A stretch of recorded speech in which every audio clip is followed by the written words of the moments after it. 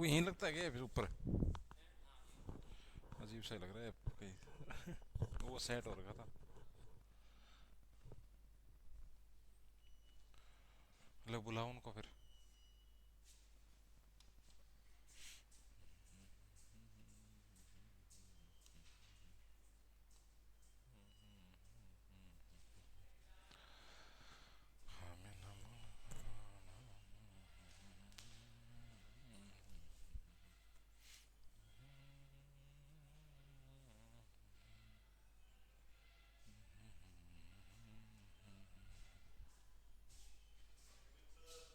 आओ आओ।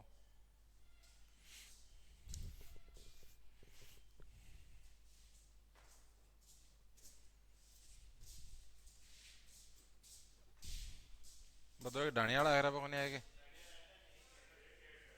हैं? हाँ। लाडनू गए वो भी। अब आवेगा नहीं यार पूरा, उसका मतलब होने कोई।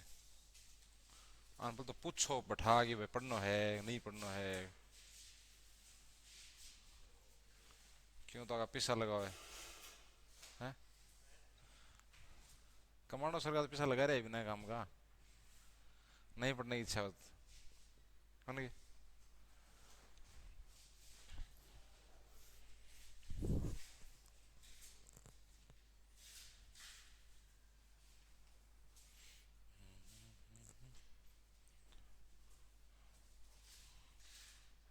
पिछली क्लास में तू था क्या यहाँ पे?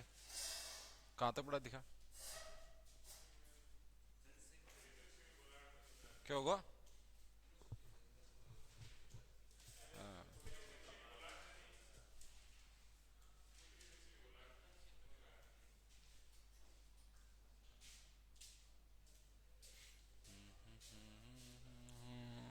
अक्षांश विस्तार।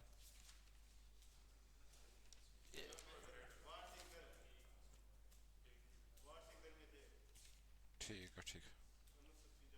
करो रेखा करो देख। कहीं टॉपिक नया स्टार्ट हो रहा है।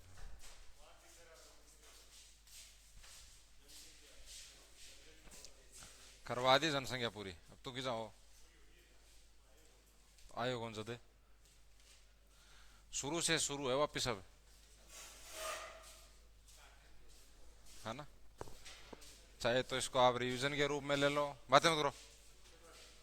चाहे तो इसको रिवीजन के रूप में ले लो, जो पहली बार पढ़ रहे हैं वो वैसे पढ़ लो। और ठीक है ना? वो इकोनॉमिक्स वाली तो बात हो गई क्या? ओम जी सर ने कह दिया है ना, दो तीन टॉपिक है वो। आपने वैसे ही हो उलट कर रखा था। ठीक है ना? देखो इधर।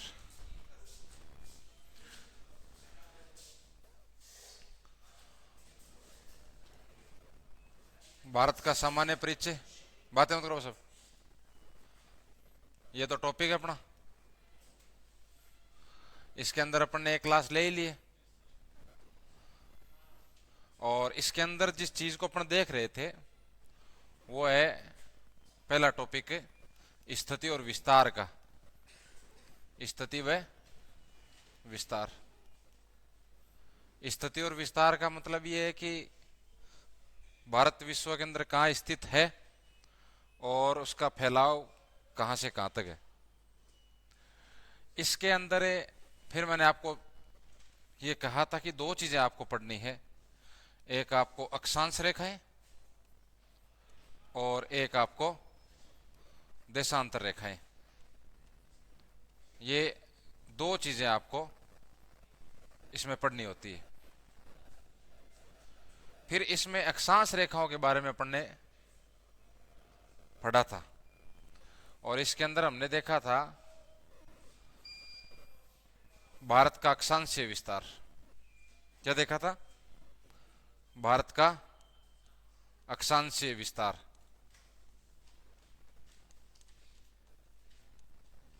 ये देखा था। और फिर इसमें मैंने दो बात बताई थी आपको अक्षांशीय विस्तार में। एक तो मैंने ये कहा था 8 डिग्री 4 मिनट उत्तरी अक्षांश से 37 डिग्री 6 मिनट उत्तरी अक्षांश। एक बात ये लिखी थी 6 डिग्री 45 मिनट उत्तरी अक्षांश से 37 डिग्री 6 मिनट उत्तरी अक्षांश, ये लिखी थी अपन। उसके अंदर फिर इस ऊपर वाले का मतलब ये है कि यह है भारत की मुख्य भूमि का अक्षांशीय विस्तार, भारत की मुख्य भूमि। और मुख्य भूमि शब्द जब भी आए ना, तो चाहे और आगे कोई टॉपिक पढ़े चाहे आप ये पढ़ो, मुख्य भूमि का मतलब यह है कि जो कनेक्टेड भूमि है वो उसकी मुख्य भूमि है भारत की। बाहर जो द्वीप हैं समुद्रों के अंदर है वो मुख्य भूमि में शामिल नहीं है, लेकिन वो भारत के तो हैं वो, ठीक है ना। तो भारत की मुख्य भूमि का अक्षांशीय विस्तार है ये। जबकि ये नीचे वाला किसका है, ये संपूर्ण भारत का है। ये संपूर्ण भारत का, और संपूर्ण भारत का मतलब क्या है, इसमें क्या शामिल है, द्वीप शामिल है, या आप ये कह सकते हो द्वीप समूह है सहित, द्वीप समूह है सहित। दूसरी बात आप ये कह सकते हो। तो दोनों तो ये ऑप्शन में आने से नहीं, और ऑप्शन में यदि दोनों में आ जाए तो फिर बाद में यार ये दिक्कत ही रहेगी, है ना। दोनों ही यदि ऑप्शन में आ जाए तो फिर बाद में वो उसकी लैंग्वेज उस पर डिपेंड करे, तो ये थोड़ा सा याद रखना है। फिर हमने ये देखा था इन अक्षांशों के अंदर, इन अक्षांश रेखाओं के अंदर एक जो और महत्वपूर्ण अक्षांश रेखा देखी थी वो है आपकी करक रेखा। और करक रेखा का माप क्या है, मान क्या बताओ, 23.5 डिग्री उत्तरी अक्षांश रेखा। ये जगह पड़ी इधर, 23.5 डिग्री उत्तरी अक्षांश रेखा। और करक रेखा के बारे में हमने ये पढ़ा था कि करक रेखा भारत के कितने राज्यों से गुजरती है, 8 राज्यों से गुजरती है। करक रेखा भारत के कितने राज्यों से गुजरती है, 8 राज्यों से गुजरती है ना। विकास बता 8 राज्य कौन कौन से हो, खड़ो, उन 8 राज्यों के नाम बता। खड़े खड़े यहाँ शर्मा मत, खड़े खड़ा हो, तो तेरे तो पढ़ा हुआ है, खड़ा हो फिर तू 2 4 कुछ बता सही, तो इसमें मत दे कुछ भी, नाम बोल। है राजस्थान, गुजरात, नीचे देखे रो,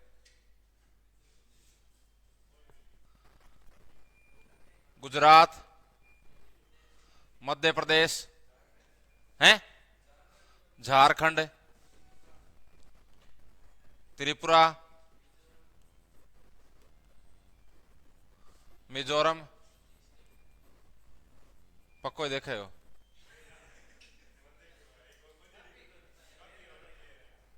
छत्तीसगढ़, पश्चिम बंगाल, क्या है, पश्चिम बंगाल। आप क्रम से लिखो तो मैंने आपको बताया है कि नक्शे में आप क्रम से लिखो ना, गुजरात, राजस्थान, मध्य प्रदेश, छत्तीसगढ़, झारखंड, पश्चिम बंगाल, ठीक है, त्रिपुरा, मिजोरम, इस तरीके से। तो इसमें ये चीज इंपॉर्टेंट है, ये अपन लिखा ना, ये किस साइड है,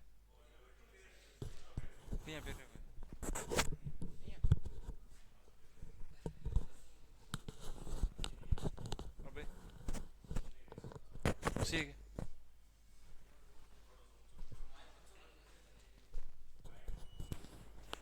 अबे समझ में आई बात। तो यहां से प्रश्न जब भी आता है ना, बातें नहीं करनी, 1 घंटे बातें नहीं करनी, पूरा बोर्ड पे ध्यान रखना है। रिवीजन कर रहे हैं तो ये होना चाहिए कि अब आगे से प्रश्न ना गलत हो, पहली बार पढ़ रहे हैं तो वो वैसे ध्यान दें, ठीक है ना। यहां से जो प्रश्न आता है ना, वो प्रश्न ये आता है कि निम्नलिखित में से किस राज्य से कर्क रेखा नहीं गुजरती। तो 3 इधर से ऑप्शन में मिलेगा, एक इसके आसपास का राज्य मिलेगा। यदि स्टैंडर्ड का पेपर बने या स्टैंडर्ड का जो क्वेश्चन बने तो वो तो फिर आसपास का ही राज्य देगा। वो कभी भी जम्मू कश्मीर, पंजाब, तमिलनाडु, केरल वो नहीं लिखेगा, क्योंकि वो तो बहुत दूर है। वो इसके आसपास के उड़ीसा, महाराष्ट्र, बिहार, इस टाइप के राज्य लिखेगा, ठीक है ना। इसलिए इसको अच्छी तरीके से याद करना भाई। तो अक्षांश रेखाओं में दो चीजें, ये एक आपकी कर्क रेखा, ये इतना आपको याद होना चाहिए, समझ गए। अब आगे देखो, फिर ये जो, चलो विस्तार बाद में कर लेंगे साथ में। उसके बाद में यहां मैंने आपको बताया कि दूसरे प्रकार की जो रेखा है वो कौन सी है, देशांतर रेखा। ये कौन सी रेखा है, देशांतर रेखा। तो अपन थोड़ा सा पहले देशांतर रेखा के बारे में बात कर लेते हैं। देशांतर रेखाएं, देशांतर रेखाएं, ये एक तो आपके दिमाग में ये आना चाहिए, ये याद होना चाहिए कि अक्षांश रेखाओं का नाम है तो ये तो आंकड़ा रटोगे आप, 8 डिग्री 4 मिनट से 37 डिग्री 6 मिनट, वो तो रटना ही है, कोई इलाज है ही नहीं। लेकिन कम से कम आपको अक्षांश रेखाओं के बारे में पता होना चाहिए कि अक्षांश रेखाएं है क्या, ठीक है ना। मोटी मोटी चीजें ये याद होनी चाहिए। देशांतर रेखाएं क्या होती है, ये जो पृथ्वी है, ये पृथ्वी, इस पृथ्वी के ऊपर मैंने आपको ये बताया था, मैं पूछूंगा वही बोलेगा। यहां पर अपन ने लिखा था 90 डिग्री उत्तरी अक्षांश, और यहां पर लिखा था 90 डिग्री दक्षिणी अक्षांश। एस का मतलब साउथ, साउथ यानी दक्षिण। क्या बोलते हैं इसको, क्या बोलेंगे, उत्तरी अक्षांश, उत्तरी ध्रुव है, क्या बोलोगे, उत्तरी ध्रुव है। यह आपका उत्तरी ध्रुव है ये, ठीक है, नॉर्थ पोल है ये, क्लियर। ये आपका क्या है, दक्षिणी ध्रुव है ये आपका दक्षिणी ध्रुव है, ठीक। अब ये उत्तरी ध्रुव और दक्षिणी ध्रुव है, इनको मिलाने वाली जो रेखा है,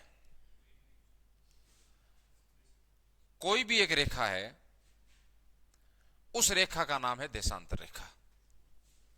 उसको क्या कहते हैं, देशांतर रेखा की परिभाषा यही है, उत्तरी गोलार्ध को दक्षिणी गोलार्ध से मिलाने वाली रेखा। अब ये भी हो सकती है, यही लाइन ये भी हो सकती है, वो ये भी हो सकती है, ये भी हो सकती है, इसके पीछे भी हो सकती है। ये सब देशांतर रेखा है। एक यहां बीचों बीच जो देशांतर रेखा है, ये वाली, इसका नाम है, इसका मान है 0 डिग्री देशांतर रेखा। क्या नाम है, 0 डिग्री देशांतर रेखा। ये 0 डिग्री देशांतर रेखा है, इसका नाम है ग्रीनविच रेखा। क्या नाम है, ग्रीनविच रेखा। ये ग्रीनविच रेखा है, समझ गए। और जैसे हमने देखा था, अब जैसे ये आपके ग्रीनविच रेखा का नाम आए तो फिर पीछे वाली चीजें याद होनी चाहिए आपके। क्या, कि एक तो 0 डिग्री देशांतर रेखा आ गई, एक मैं पूछूंगा वो बोलेगा, एक है 0 डिग्री अक्षांश रेखा, 0 डिग्री अक्षांश रेखा। 0 डिग्री अक्षांश रेखा को क्या कहते हैं, देशांतर रेखा। 0 डिग्री अक्षांश रेखा को क्या कहते हैं, क्या नाम है, पिछली क्लास में आया था, नहीं है, रोज आएगा अब पक्का, तो छोड़ेंगे। हाँ बोलो, हाँ, विषुवत रेखा। अरे इसका नाम क्या है,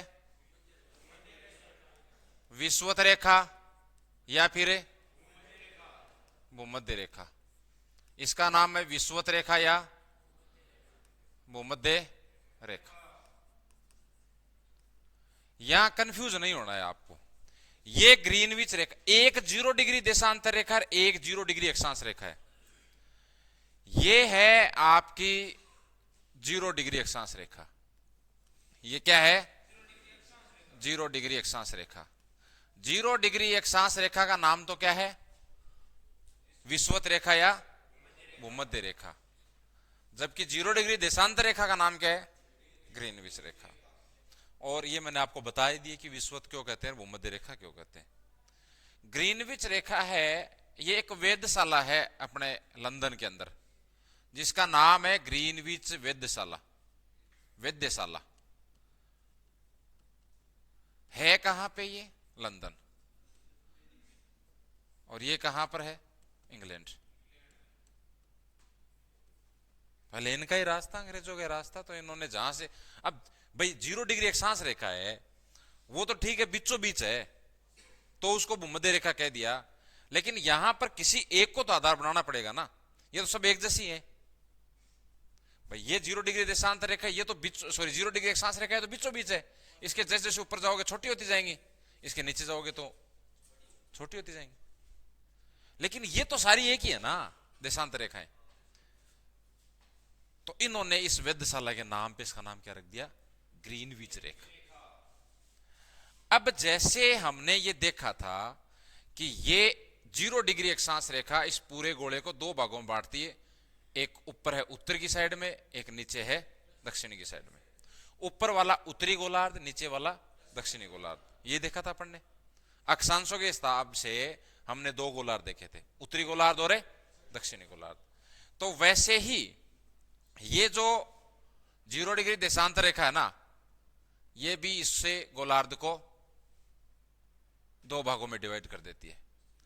ये पृथ्वी है आपकी, ये इसका उत्तरी ध्रुव है, ये इसका नॉर्थ पोल है, और ये इसका साउथ पोल है, दक्षिणी ध्रुव है।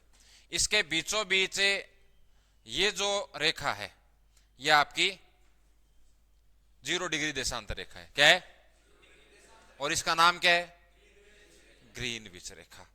इसने इसको 2 भागों में बांट दिया, एक ये दिशा, एक ये दिशा। ये दिशा कौन सी है? पूर्व। ये है पूर्व, इसलिए इसका नाम हो गया पूर्वी गोलार्ध। क्या नाम हो गया? पूर्वी गोलार्ध। और इसका नाम क्या हो गया? पश्चिमी गोलार्ध। क्या नाम हो गया? पश्चिमी गोलार्ध। इसका मतलब यह है कि जैसे हमने ये देखा था कि उत्तरी गोलार्ध में जो भी अक्षांश रेखा होगी उसका नाम होगा उत्तरी अक्षांश रेखा, वैसे ही दक्षिणी गोलार्ध में जो आपकी अक्षांश रेखा है उसका नाम है दक्षिणी अक्षांश रेखा। तो वैसे ही पूर्वी गोलार्ध में जो देशांतर रेखा होगी वो होगी पूर्वी देशांतर रेखा। उसका नाम क्या होगा? पूर्वी देशांतर रेखा। पूर्वी देशांतर रेखा। और यदि पश्चिमी गोलार्ध में कोई देशांतर रेखा खींची जा रही है तो उसका नाम क्या होगा? पश्चिमी देशांतर रेखा। पश्चिमी देशांतर रेखा। क्लियर बात यहां तक? ठीक है। अब भारत की बात करते हैं। तो भारत है वो अपने पूर्वी गोलार्ध में, इसका मतलब भारत है आपके पूर्वी देशांतर रेखाओं के बीच में। जैसे हमने ये देखा था कि भारत है उत्तरी गोलार्ध में, यानी भारत है उत्तरी अक्षांश रेखाओं के बीच में, वैसे ही देशांतरों के हिसाब से भारत है पूर्वी गोलार्ध में, अर्थात पूर्वी देशांतर रेखाओं के बीच में। तो एक तो आसान ये हो जाता है यदि आपने इसको ढंग से समझ लिया कि पश्चिमी देशांतर रेखाओं से भारत का कोई लेना देना नहीं, क्योंकि पूरा का पूरा भारत पूर्वी गोलार्ध में। तो भारत सिर्फ और सिर्फ कौन सी देशांतरों के बीच स्थित होगा?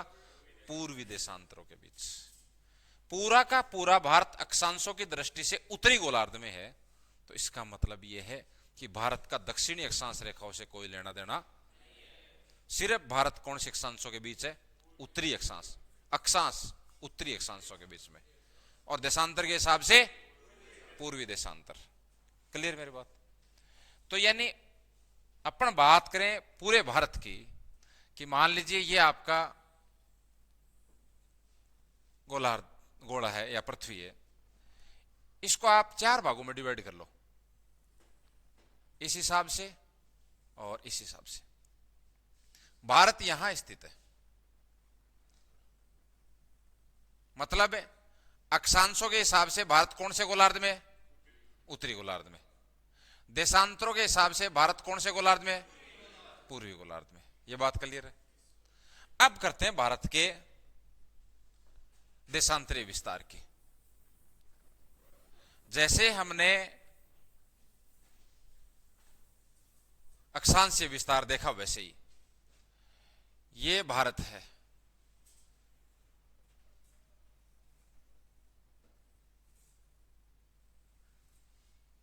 ठीक। यहां से मान लीजिए एक अपने देशांतर रेखा में खींच देता हूं, ये 0 डिग्री देशांतर रेखा है। 0 डिग्री देशांतर रेखा का नाम क्या है? ग्रीनविच रेखा। क्या है? ग्रीनविच रेखा। क्लियर यहां तक? अब इसमें देखो आप कि भारत कौन से गोलार्ध में? सिर्फ देशांतर के हिसाब से पूर्वी गोलार्ध में। कौन से गोलार्ध में? पूर्वी गोलार्ध में। अब ये 0 डिग्री देशांतर है, आप इधर बढ़ोगे तो देशांतरों का मान बढ़ेगा, 1 2 3 4 5 ऐसे करते करते आप आओगे ना, तो भारत का सबसे पहले बिंदु जो होगा वो इस देशांतर पर होगा। फिर आप आगे जाओगे तो भारत का जो अंतिम बिंदु है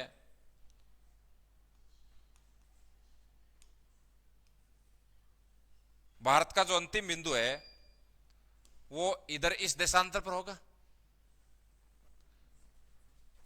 क्लियर? तो यानी मान छोटा इधर वाला होगा ना, उधर वाला बड़ा होगा। और ये जो मान है, ये जहां से ये देशांतर शुरू होता है, यहां से भारत का देशांतरीय विस्तार शुरू होगा। कौन बताएगा? अरे तुमने तो पढ़ रखा है कुछ ने तो, ये है तू पढ़ रहे कौन रे? तो फिर है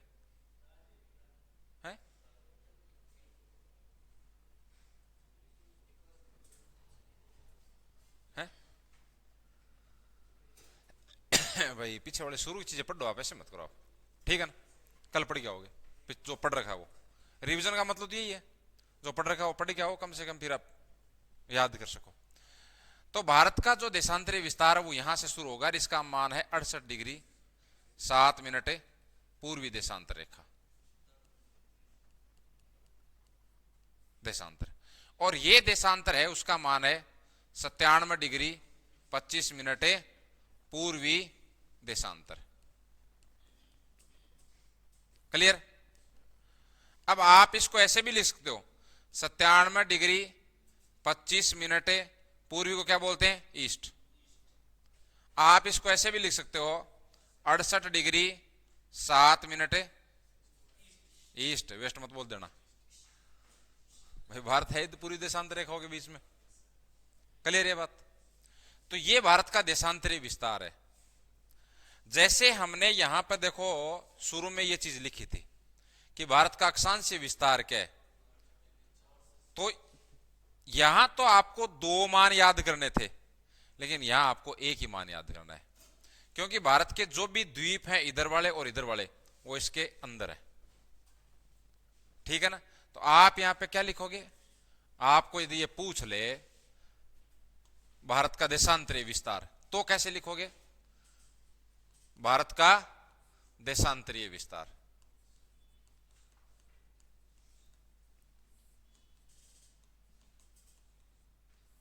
तो वो होगा 68 डिग्री 7 मिनट पूर्वी देशांतर से 97 डिग्री 25 मिनट पूर्वी देशांतर।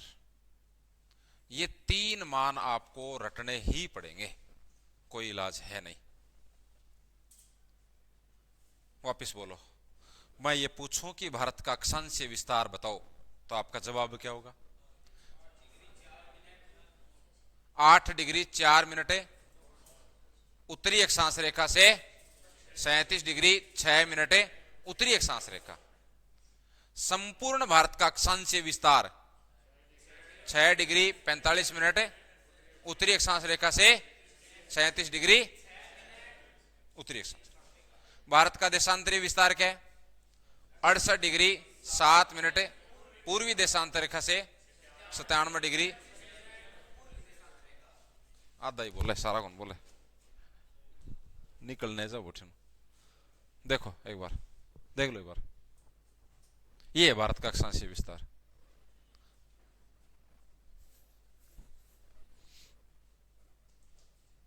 देख लिया? ये है भारत का देशांतरीय विस्तार। ये मान आपको रटने पड़ेंगे। अब 97 में तो 97 में है भाई वो। क्लियर। अब एक चीज देखो आप, यहां पर ये जो देशांतर रेखा है ना, इनका एक और इंपॉर्टेंस है, वो क्या है? समय का निर्धारण करना। क्या? समय का निर्धारण करना।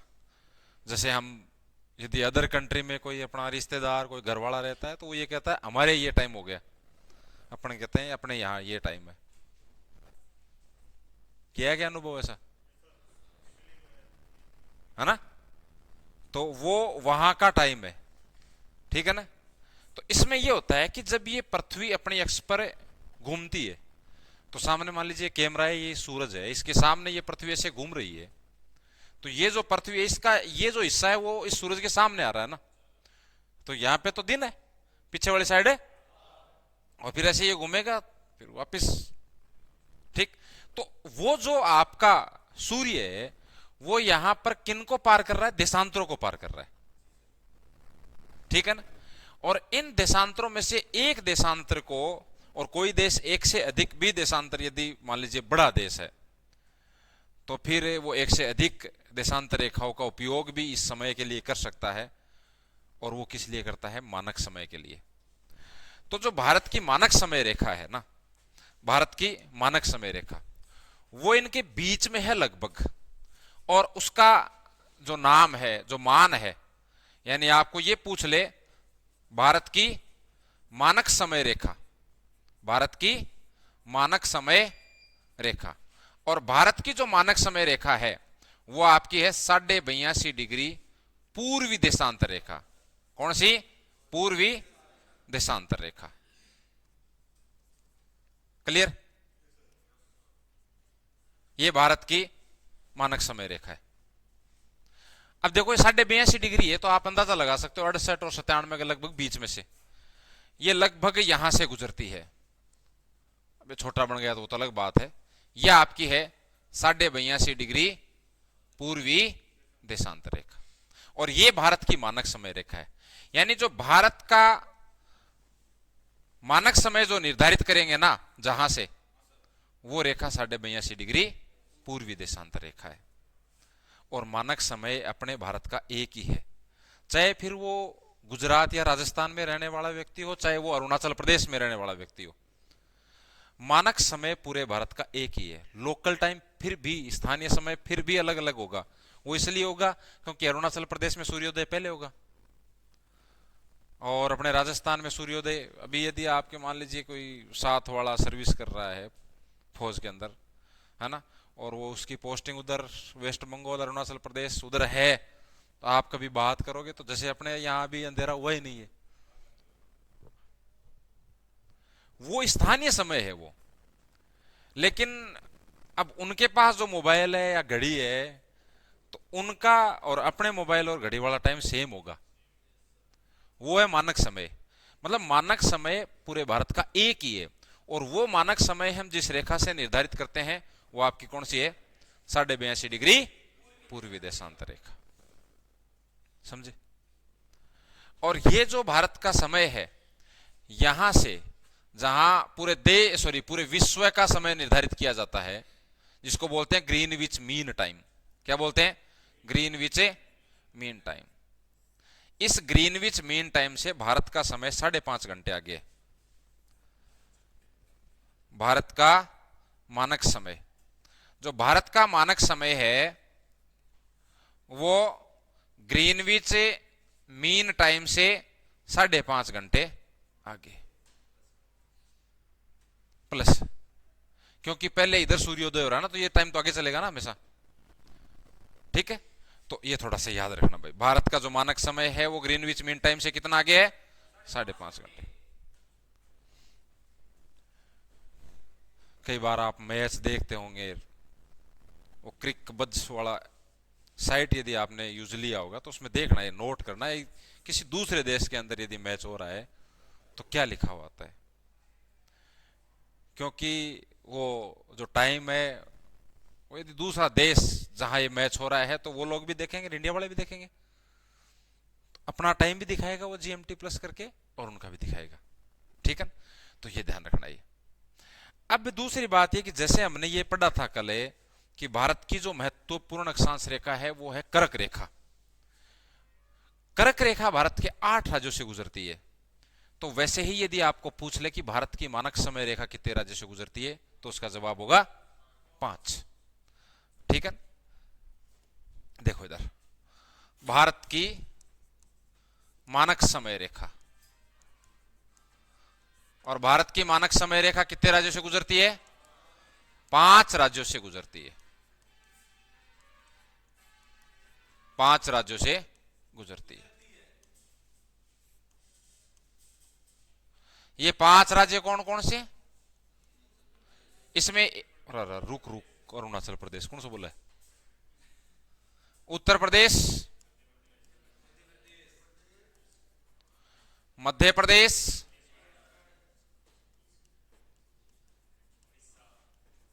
छत्तीसगढ़, अब ओडिशा है, हाँ, ओडिशा,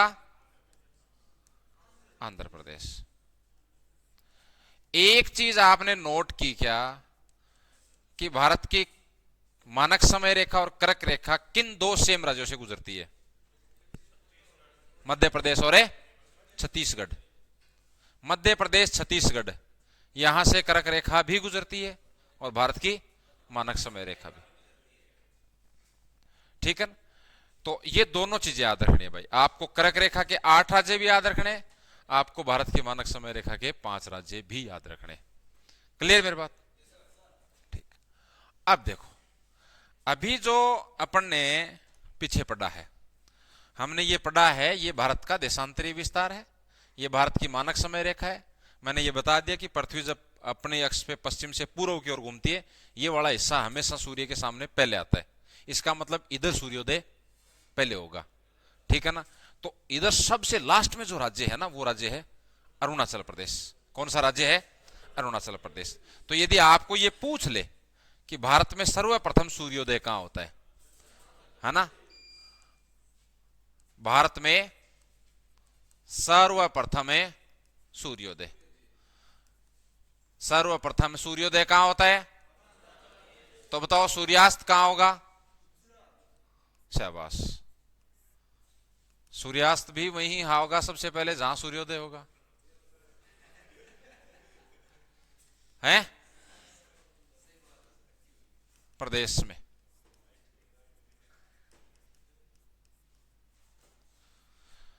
ये चीज याद रखनी है भाई को। तो सबसे बाद में गुजरात, क्योंकि सबसे लास्ट बिंदु गुजरात का अभी अपन देखेंगे कि भारत में सबसे बाद में, सबसे बाद में, सबसे बाद में सूर्यास्त व सूर्योदय कहां होगा? तो गुजरात में। क्लियर बात है? तो देखो इधर हमने अरुणाचल प्रदेश वाला पॉइंट लिया है अपन ने, क्योंकि मैंने क्या बताया आपको कि समय के निर्धारण में देशांतर रेखाओं का रोल होता है, अक्षांश रेखाओं की कोई भूमिका नहीं होती है। क्लियर? दूसरी बात ये क्लियर एकदम? आगे देखो, अब दोबारा एक बार अपन बनाते हैं भारत को।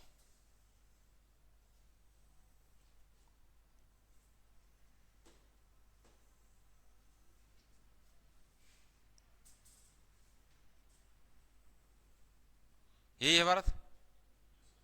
इधर भारत के कुछ द्वीप हैं, ठीक है, इधर भी भारत के कुछ द्वीप हैं। कल अपन मैप लगा लेंगे, है ना, ओरिजिनल जो बना हुआ वो। ये थोड़े अंदर की ओर है ना, अपन ने बाहर ले लिया इस तरह से। अब देखो इधर अपन कुछ यहां पे लाइनें ड्रॉ करते हैं। एक लाइन तो अबे खड़े,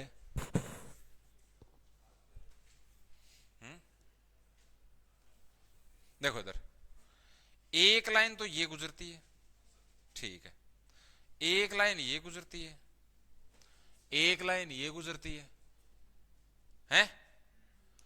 एक लाइन ये है, एक लाइन ये। इन सब के मान याद हैं आपको? इसका मान बोलो एक बार।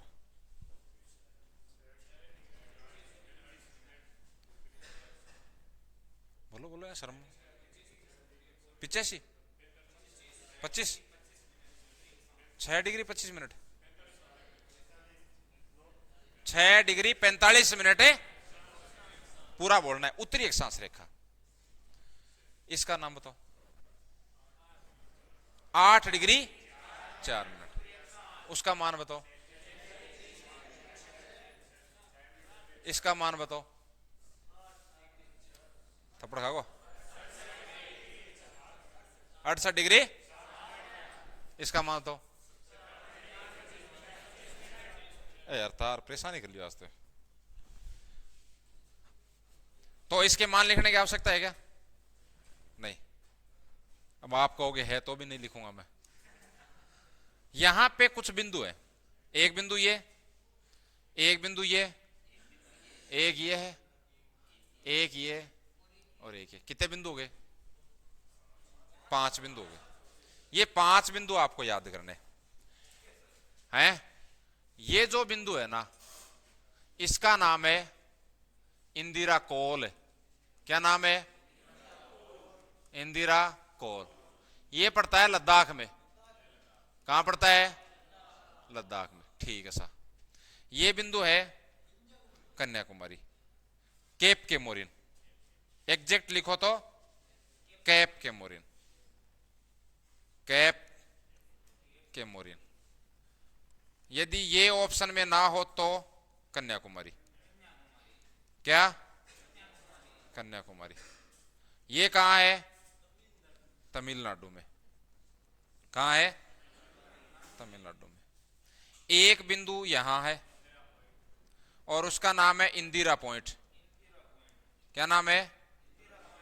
इंदिरा पॉइंट। इंदिरा पॉइंट कहां पड़ता है? अंडमान है, निकोबार द्वीप समूह है। द्वीप समूह है। ठीक है? ठीक है क्या? फिर एक बिंदु यहां है, इसका नाम है गौर माता। कौन सी माता?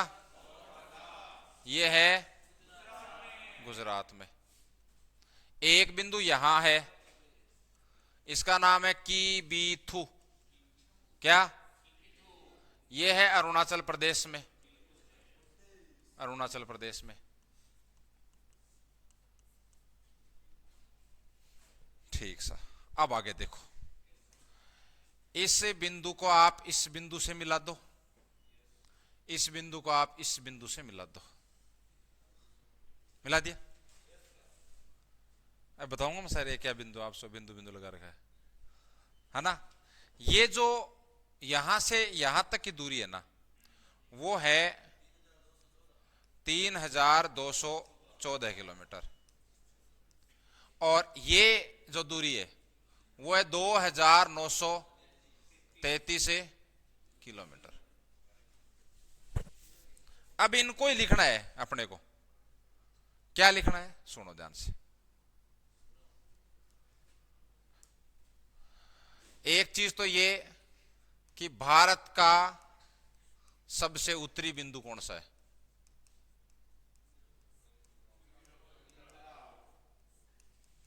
कौन सा है? इंदिरा कोल।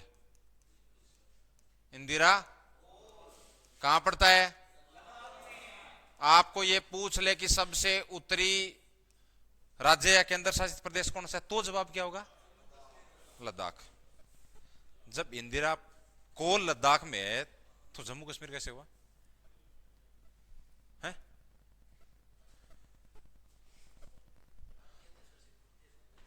आगे देखो, फिर देखो, आपको ये पूछ ले भारत की मुख्य भूमिका दक्षिणी बिंदु। भारत की मुख्य भूमिका दक्षिणी बिंदु।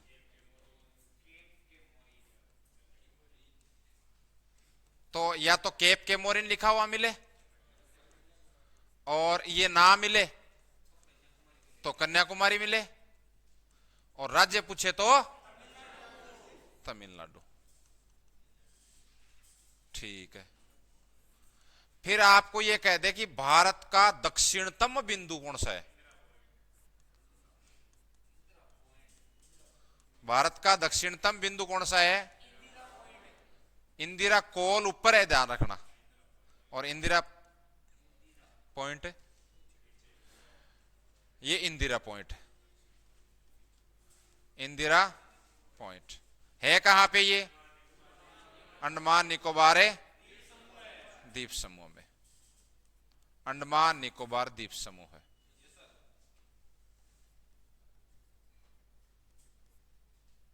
ठीक, आपको पूछ ले भारत का पूर्वी बिंदु कौन सा है? पूर्वी बिंदु कौन सा है? तो किबिथु, पूर्वी वो है किबिथु। क्या? किबिथु। जिला है वालांगू, अरुणाचल प्रदेश।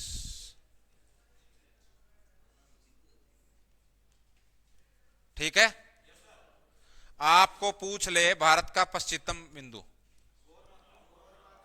भारत का पश्चिमी बिंदु कौन सी माता? गौर माता। जीण माता, गौर माता? गौर माता। ठीक है, अब बात है कि और रह गई दो बातें, रह गई ना? है क्या रह गई? देखो इधर,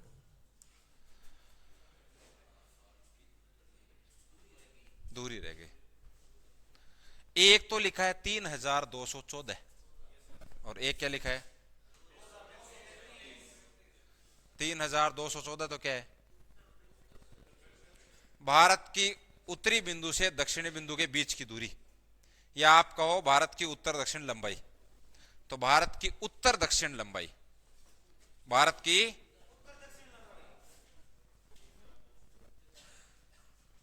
उत्तर दक्षिण लंबाई, और ये लंबाई कितनी है? 3214 किलोमीटर। यदि फिर आपको ये पूछ ले भारत की पूर्व पश्चिम लंबाई, पश्चिम लंबाई, तो आपका आंसर होगा 2933 किलोमीटर।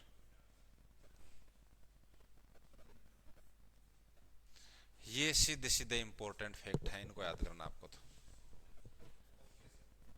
लिखोगे, उसको बंद कर दे वहां से फिर।